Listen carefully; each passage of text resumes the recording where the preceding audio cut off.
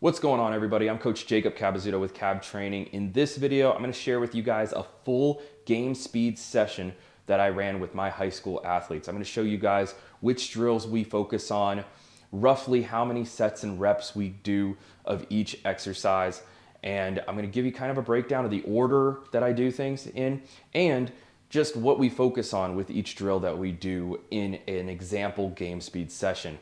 Now, I say the word game speed, and a lot of people throw around the word game speed. Basically, the definition of game speed is speed that translates to the game. And if you are a football player, a 100-meter dash is not always going to translate to the game of football, right? Not every play is going to go 100 meters. We're going to focus on speed that is curved, speed that is lateral, speed that is quick and explosive off the line. That is what game speed is, and that is how we translate speed to the game of football. And so that's what this video is all about, and that's what this session is going to be all about. So make sure you guys stay tuned to the very end so you guys can learn everything that we do at each session, at this type of session at Cab Training. So thank you guys so much for watching. Make sure you guys hit that like button because I'm about to bring you guys a whole bunch of value, and subscribe to Cab Training because we're trying to hit 30,000 subscribers by the end of this year. So we're going to start this journey right now. So we're going to start from the very beginning in this game speed session. I like to start every session with a little bit of sprint mechanics. You don't want to go overboard with the sprint mechanics, but I really love doing these just to reinforce good technique and give the kids something to work on pattern-wise. So when we do our sprinting later on in the session, they can not really focus and harp on it too much while they're sprinting, but basically make those neuromuscular connections while they're sprinting full speed later in the session. So the first couple drills that we're going to do is a resisted march. Okay, the resisted march is so valuable because we're working on the patterns of driving that foot underneath the center of mass. So when you have a resistance band around the waist, it helps you drive your hips through the movement of the sprint. A lot of people don't worry about their hips and how they go forward when they sprint, but that's one of the main drivers when it comes to sprinting. You have to have your hips drive you forward, and then you want to make sure that foot drives right underneath the center of mass. And then also we want to focus on the angles of the shin. Notice when my athletes are doing this, their shin angles are at like a 45 degree. They're not vertical. You don't want the foot to just drop vertically into the ground. You want to attack the ground backwards so you guys can maximize your acceleration. After we do the resisted march, we do this thing called slide up down. I didn't come up with a better name than that. Basically, I tell them 3 words: slide up down. First one, slide. You're going to slide your toe even with the heel. Then when I say up, you're driving that knee straight up. Then when I say down, you're going to drive that foot straight down right next to your foot where it came from. This is all about minimizing backside mechanics versus front side mechanics. And if you guys do not know what front side mechanics and backside mechanics are, basically if we were to cut our body in half from the side, if I'm sideways here and you cut the body down just like this, when your leg is behind your center of mass, that is the backside mechanics of your sprint. And then when your leg is in front of your center of mass, in front of your hips, that is front side mechanics. And we want to maximize front side mechanics because the longer the backswing of the leg, the worse your turnover is going to be and the slower your stride frequency is going to be. And that's going to cause you guys to reach forward with your sprint. And then that's kind of where you fall a little bit. And a lot of that load is put on the hamstrings when you're sprinting. So this drill, slide up down, is all about patterning that front side mechanics so we can minimize the backswing and take the load off your hamstrings and get physics on our side when sprinting. After our mechanics drills, we're going to go into one of the pillars of game speed training, and that's curvilinear running. So the first curvilinear drill we're going to do is a shuffle to a curved sprint. Basically, all we're going to be doing is we're going to make sure that we're shuffling. We're nice and low. Our feet are going to be close to the ground. We're not going to be dragging against the ground. We're going to be popping the ground on that shuffle. We're going to plant our foot, and then we're going to curve around this set of cones sprinting. We want to make sure that we lean into that curve and maintain our speed.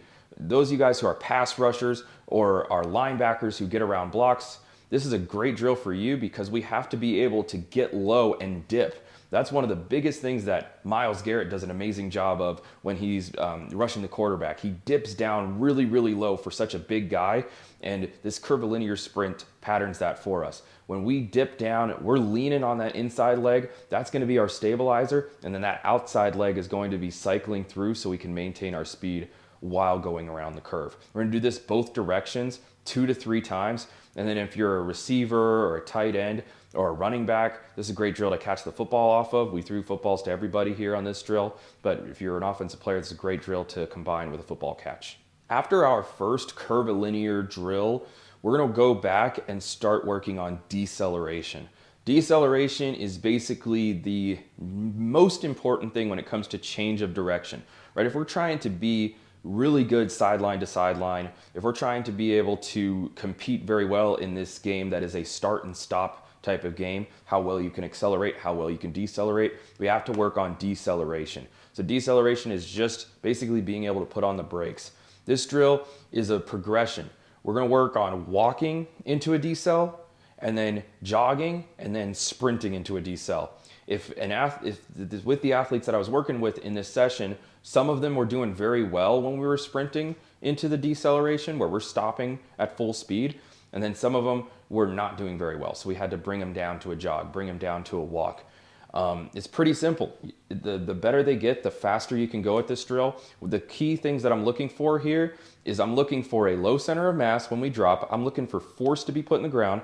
Okay, a lot of teams and a lot of coaches, and I'm sure some of you guys may have been coached this way too, is when you're trying to stop and break down, you're supposed to chop your feet. You don't want to chop your feet. You want to pound your heels into the ground.